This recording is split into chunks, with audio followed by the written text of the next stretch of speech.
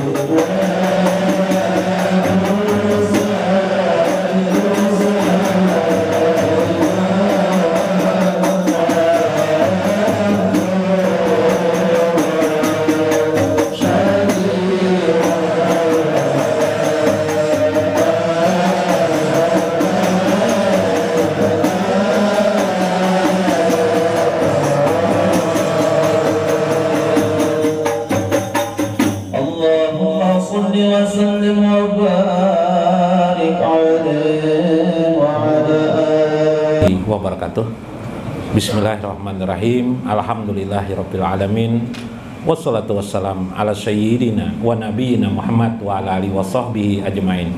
Fa inna insyaallah ba'asuli kitab Syekh Abdul Qadir Jailani wa nafa'ana bihi wa ulumi fid darain fi kitabihi Sirrul Asrar. Mudah-mudahan kita mendapatkan manfaat, rahmat dan kasih sayang dari Allah Subhanahu wa taala dan terhubung selalu ruh kita dengan Sayyiduna wa Nabiyuna Muhammad. Amin ya rabbal alamin.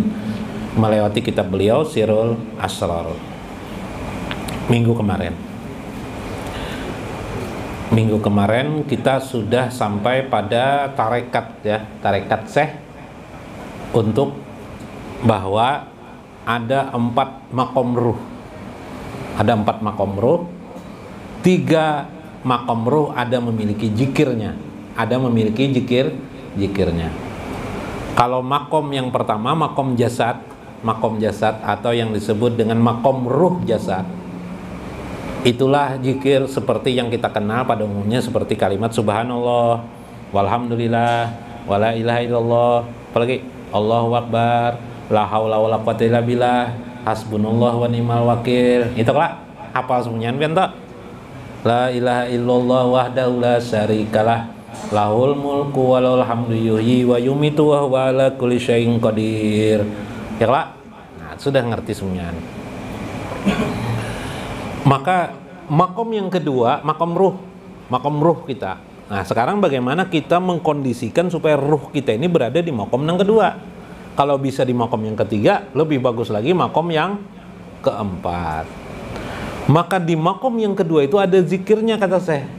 Zikir makom yang kedua ruwani itu ada 4 zikirnya kemarin, ya lah. Yaitu kalimat la ilaha illallah di lisan, fi qalbi di hati, Allah Allah Allah. Jangan lagi dipahami makna-maknanya, lah.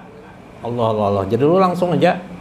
Yang ketiga, disir di dalamnya hati kita ada hu. Lil makna kul huwallahu ahad. Wis. Yang keempat disebut oleh Syekh hak Allah. Hak itu artinya Allah saja yang maha benar. Zikir ini bila kita nikmati, kita tidak akan lagi ingin berdebat dengan orang, kita tidak ingin lagi merasa menang sendiri. Kita sudah bisa mengembalikan segala hal yang maha mengatur, yang maha agung, illahu, kecuali dia. Oh mantap kalau makam rohani ini sudah. Karena kalau orang berdebat pasti apa yang terjadi? Ingin menang dan kalah. Itu pekerjaan orang yang mau jadi orang alim. Pekerjaan orang yang mau mendekat dengan Allah bukan berdebat ilmu dia. Dia bagaimana mengarahkan hatinya untuk selalu tawajjuhu, ujar guru sekumpul, guru sekumpul, tawajjuhnya hatinya kepada Allah. Sekarang kita menerjemahkan tawajjuh itu dalam konteks makom ruh yang disebut oleh Syekh ruh ruwani, wahanatur ruhu ruwani al-qalbu. Yang disebut dengan ruh ruwani itu ialah berkisar pada hati manusia yang seseorang disibukkan hatinya dengan 4 asma itu. Dari 12 asma dari kalimat la ilaha illallah, yaitu 12 huruf.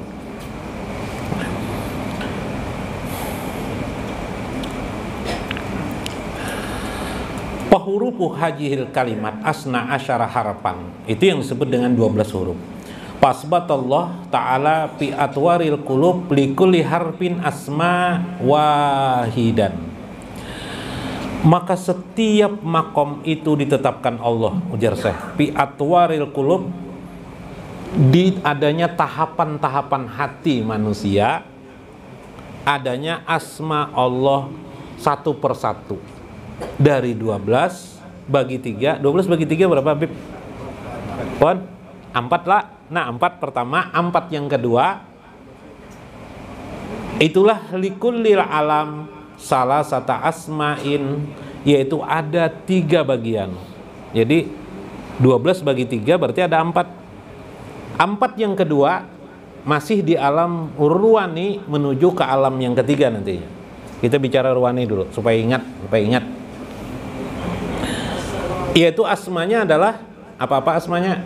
Nah, di situ kita kenal dengan hai. Zikirnya adalah hu hai. Kalau yang pertama itu huha, kita masuk kepada hu hai. Hu hai artinya apa? Maha hidup. Kalau secara hal yang lain disebut ini hidup ini, berarti ketika kita mengucap hai di dalam hati kita, hai, apakah dengan suara atau tidak?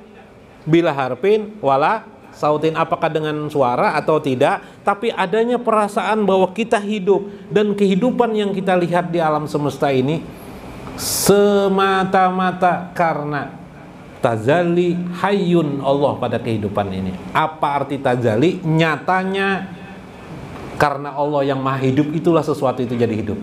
Subhanallah.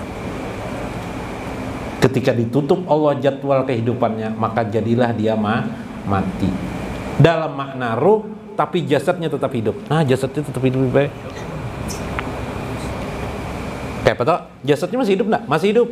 Dalam makna jasadnya membusuk menjadi tanah, hidup enggak itu? Masih tetap ada eksistensinya enggak? Enggak percaya? Bangkai tikus dikubur di samping apa? Samping pohon. Ya lah, subur pohonnya. Iyalah.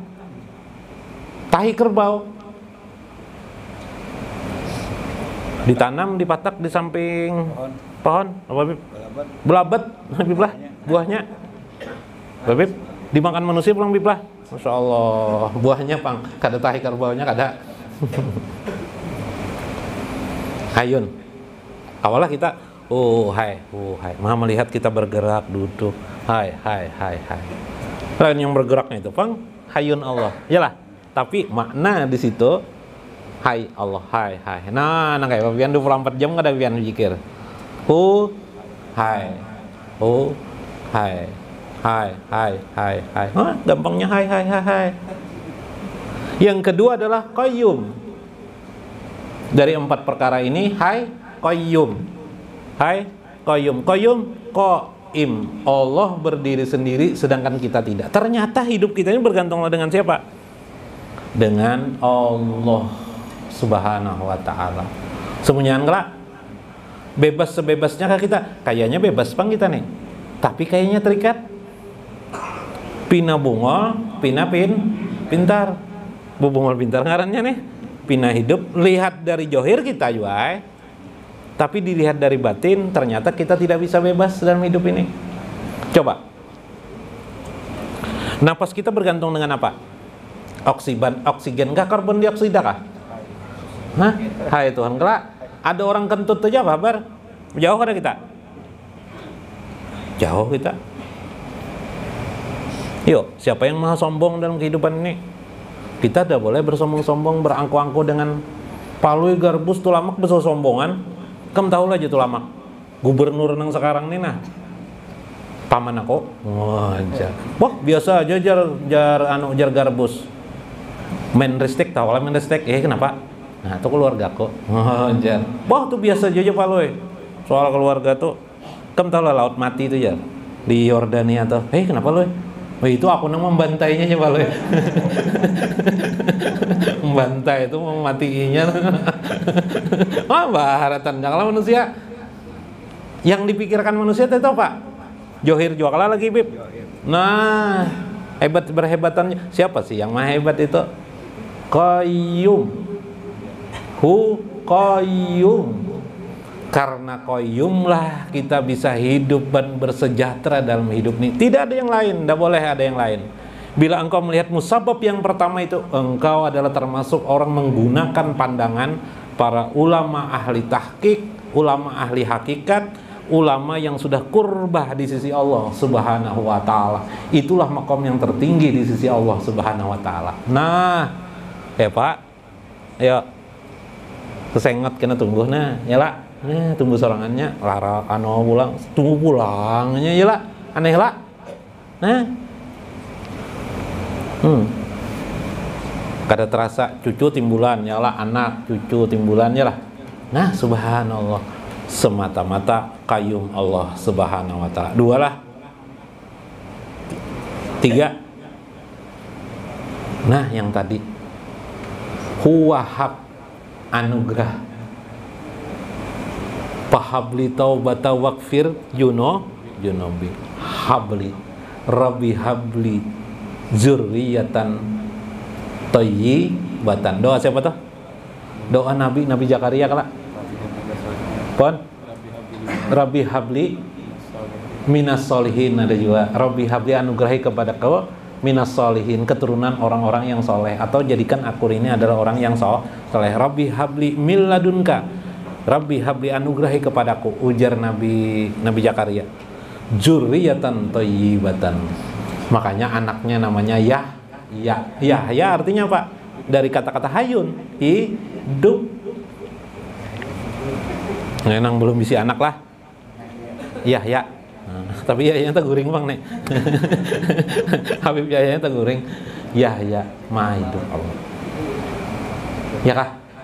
Nah, bila orang nggak tapi beranak, suruh amalkan Rabbi habli min ladunka, dari sisimu, min ladunka, ladun itu sisi, zurriyatan thayyibatan, anugerah sembunyian kita, bisa tertawa, bisa duduk, bisa menaik. Huwahab, karena diamalkan. Apabila anak guring nggak ada bapak, huwahab. Ma habis sholat kah, huwahab. Huhai, huqayyum, huhai, huqayyum. Yang keempat, nah yang keempatnya apa? Ada hai, ada qayyum, sudah ada wahab. Guru muiz keredalanya guru muiz nang man benar. Ada lagi satu adalah huqohar, maha memaksa keadaan. Pian dipaksa Allah lah, dipaksa Allah. Pian kesini pun dipaksa Allah. Pian duduk di sini dipaksa Allah. Pian bernapas dipaksa Allah. Andaikan pian tidak dipaksa Allah, pian tidak bisa bernapas. Hah? Iyalah, iya, betul. Itu qahar Allah. Itu qahar Allah. Lihat di napas pian, jangan ada Tuhan memaksa pian ngerakawa. Pian duduk, pian garing tuh. Siapa manusia mau garing? Sakit. Kenapa jadi garingnya? Allah maha dahsyat memaksa seseorang. Allah mempertemukan jodoh antara A dan B karena adanya qahar Allah subhanahu wa ta'ala. Tanpa itu tidak mungkin terjadi.